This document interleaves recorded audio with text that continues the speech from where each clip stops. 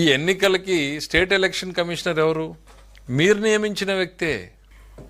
ఏదో కొత్తగా వచ్చి ఎవరినో అక్కడ పెట్టి లాస్ట్ టైం అంటే ఏదేదో మాట్లాడారు, ఎవరు లేదే. Same person. మీరు నియమించిన వ్యక్తుల మీద కూడా మీకు నమ్మకం లేదా? కోర్స్ ఆ అవకాశం ఉంది, ఎందుకనంటే తల్లిని చెల్లిని కూడా నమ్మేటువంటి పరిస్థితుల్లో లేనప్పుడు ఇక మీరు నియమించిన వ్యక్తుల్ని మీరు ఏమాత్రం నమ్మరు. అది మీ క్యాడర్ తెలుసుకోవాలి. మీరు ఎవరిని నమ్మరు అనేటువంటిది మీ క్యాడరు, మీ లీడర్లు తెలుసుకుంటే మంచిది, వాళ్ళ భవిష్యత్తు అన్న బాగుంటుంది.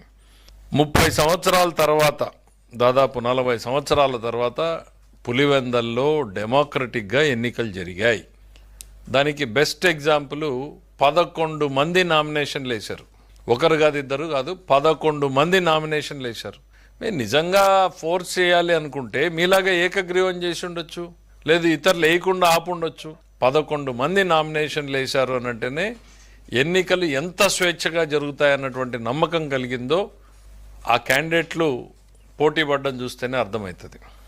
మీరు ఇంకా ఏదో మాట్లాడుతున్నారు, డీటెయిల్స్ ఇవాళ కడపలో కూర్చుని మా వాళ్ళు అక్కడి నుంచి డీటెయిల్స్తో సహా ప్రెస్ మీట్ పెడుతున్నారు. జగన్మోహన్ రెడ్డి గారు చెప్పిన దాని మీద ఏంటి, పోలింగ్ బూతుల్లో ఏజెంట్లే లేరు అని.